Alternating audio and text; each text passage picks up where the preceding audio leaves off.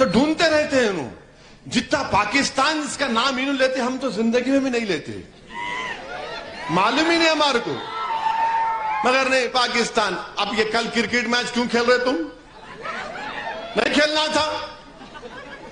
नहीं, हम पाकिस्तान नहीं जाएंगे, मगर पाकिस्तान से ऑस्ट्रेलिया में खेलेंगे। अब्बा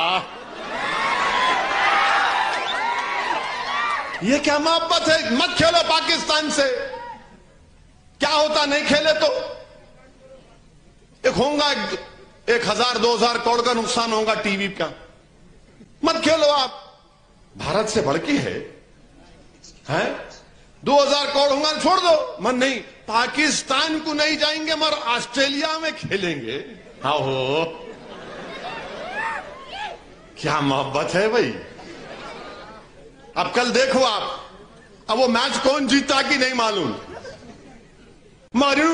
शेयर बनते। अरे क्रिकेट मैच है भाई, हमको क्या करने का है उससे?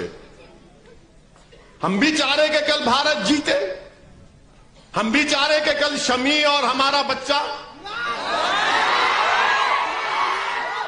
मोहम्मद सिराज खोल दे पाकिस्तान को पूरा। हम भी ख्वाहिश है, मगर नहीं, इनको नहीं। जीते तो जिंदाबाद, हारे तो ढूंढते कैसा हारे। अरे क्या है रे तुम लोगों को, क्रिकेट मैच है ये। मिल्लत टाइम्स को आपकी जरूरत है, हमारी आप माली मदद करें।